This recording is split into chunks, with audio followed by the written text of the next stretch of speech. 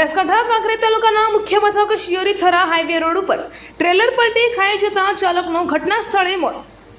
કાંકરેજ તાલુકાના મુખ્ય મથક શિયોરી થરા હાઈવે રોડ ઉપર અકસ્માતનો સિલસિલો યથાવત રહેવા પામ્યો છે। ત્યારે હવે રાત્રે એક ટ્રેલર નંબર RJ52GA 6043 રાજસ્થાનના જયપુર ખાતેથી સફેદ સિમેન્ટ ભરીને મોરબી તરફ જઈ રહી હતી। ત્યારે national highway Shiyori Thara road ઉપર અચાનક ડ્રાઈવરે સ્ટીયરિંગ પરનો કાબુ ગુમાવી દેતા ટ્રેલર પલટી ખાઈ જતા મોટો ધડાકો થતાં આજુબાજુના લોકો દોડીને આવ્યા હતા અને શિયોરી પોલીસ સ્ટેશનમાં જાણ કરી હતી।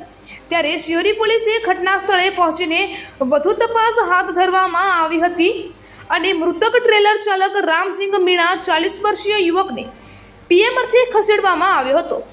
ત્યારે મૃતકના વાલી વારસાને જાણ કરાતા રાજસ્થાનથી મૃતકનો પરિવાર ગુજરાત આવવા રવાનો થયો હોવાનું પોલીસ સૂત્રો પાસેથી જાણવા મળ્યું હતું।